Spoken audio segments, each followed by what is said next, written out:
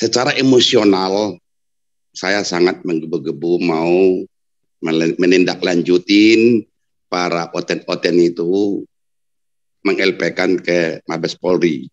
Karena mereka cenderung sangat-sangat menghinakan.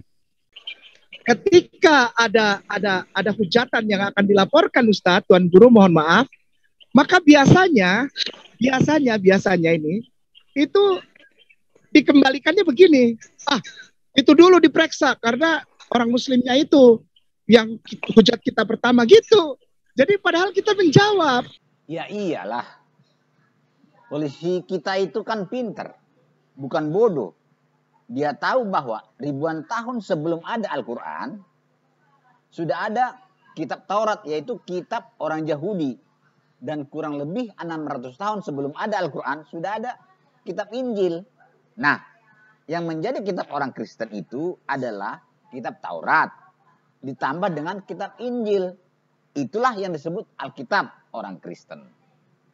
Sebelum ada Al-Quran dan agama Islam itu, Kristen tidak pernah bermasalah dengan siapapun, tidak pernah dialog-dialog, tidak pernah ribut-ribut, tidak pernah. Tetapi tiba-tiba kurang lebih 1500 tahun yang lalu, Allah Subhanahu wa Ta'ala menurunkan Al-Quran yang disusul adanya agama Islam yang percaya kepada Al-Quran. Sejak saat itulah timbul masalah antara Islam dengan Kristen karena nama tokoh-tokoh di Al-Quran sama dengan nama tokoh-tokoh Alkitab. Cuma kisah dan ajaran tokoh Al-Quran tidak sama dan bertolak belakang dengan kisah dan ajaran tokoh Alkitab. Akibatnya, Islam menyalahkan Alkitab, menghina, bahkan melecehkan Alkitab orang Kristen itu. Sehingga mereka meyakini bahwa Alkitab itu palsu. Sedang aslinya adalah Al-Quran.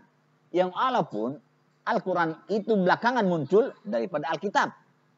Jadi bagi Islam, yang palsu dulu ada, baru ada aslinya.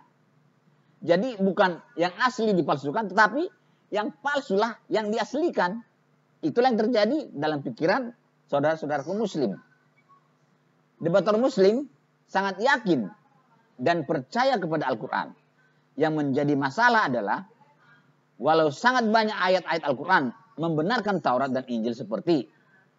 Dan sebelum Al-Quran itu, telah ada kitab Musa sebagai petunjuk dan rahmat, dan ini, Al-Quran adalah kitab yang membenarkannya dalam bahasa Arab, untuk memberi peringatan kepada orang-orang yang zalim, dan memberi kabar gembira kepada orang-orang yang berbuat baik. Quran Surah Al-Ahqaf ayat 12.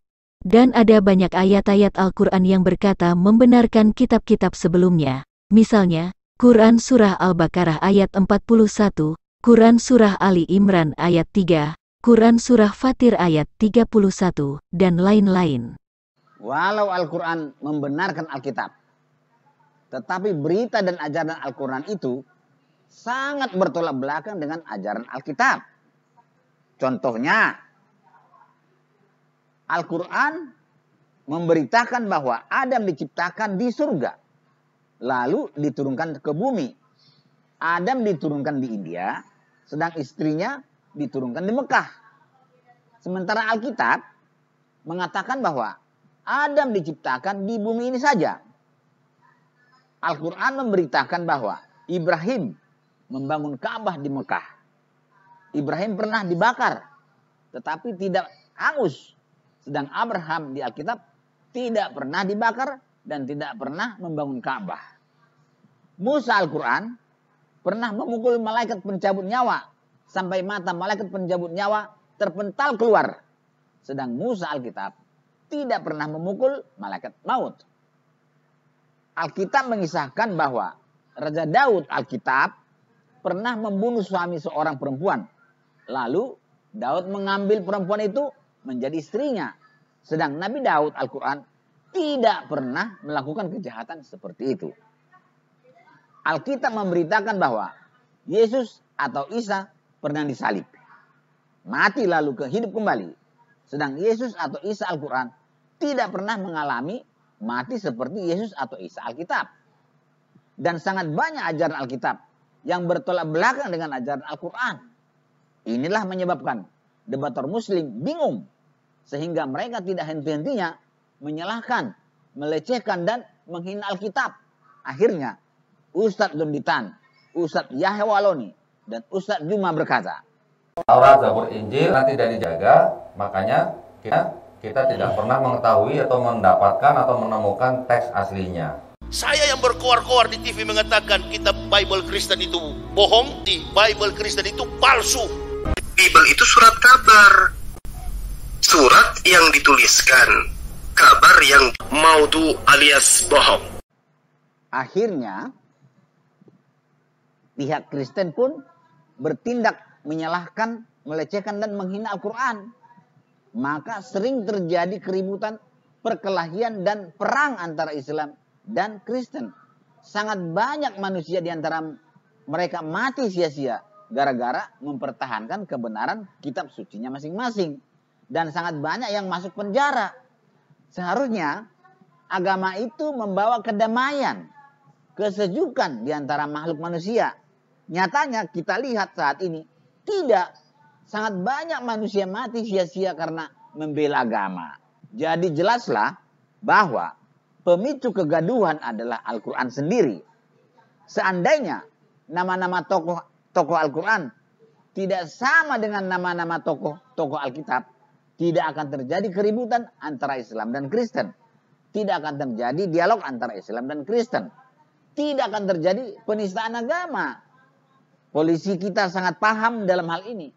Itulah sebabnya polisi kita mengatakan, periksalah dahulu dirimu sendiri, karena Muslimlah yang pertama menghujat Kristen. Oleh karena itu saudaraku debator Muslim, untuk kedamaian di antara kita Islam dan Kristen, saya menghimbau, berhentilah menyalahkan, menghina, dan melecehkan Alkitab kami itu. Juga kepada saudaraku debator Kristen, demi kedamaian di antara kita Kristen dan Islam, saya menghimbau, berhentilah membalas kejahatan dengan kejahatan. Ingatlah ajaran Paulus yang tercatat pada Roma 12 ayat 17. Janganlah membalas kejahatan dengan kejahatan. Lakukanlah apa yang baik bagi semua orang. Marilah kita coba pikirkan hal ini dengan baik dan dengan pikiran yang jernih. Terima kasih.